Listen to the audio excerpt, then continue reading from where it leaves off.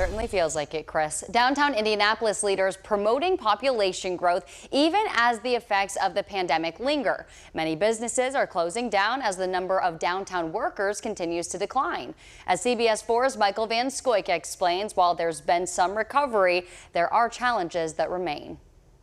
It's clear that downtown has made real strides in terms of post-pandemic recovery. Those strides are visible on a daily basis as you watch foot traffic in downtown Indianapolis. But according to Downtown Indy Inc., some patterns have shifted since 2020. User behavior has changed. We see fewer people in the office 5 days a week. Large office spaces like Salesforce Tower aren't quite as full as they used to be. How people go to work, where they work from, and so forth has changed. Whether they go into the office 3 days a week, not at all.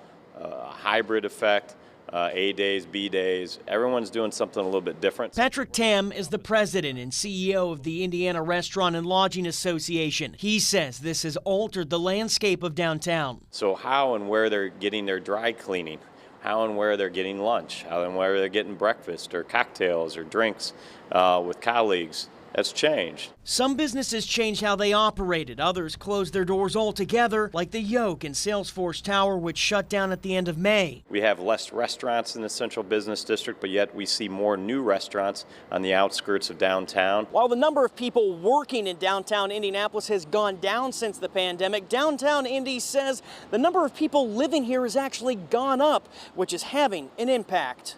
The residential makeup of downtown looks vastly different than it did 15 years ago. Schaefer says there's been a 50% increase in the number of people living in downtown Indy since 2010. That undeniably has an impact as well when you consider that some of those individuals are dealing with similar changes in both their living patterns but also their working patterns. In downtown Indianapolis, Michael Van Scoyk, CBS 4 News. You might remember back in February, CBS 4 covered the foreclosure complaint filed against the owners of one of the city's largest office buildings. We're talking about Regents Tower.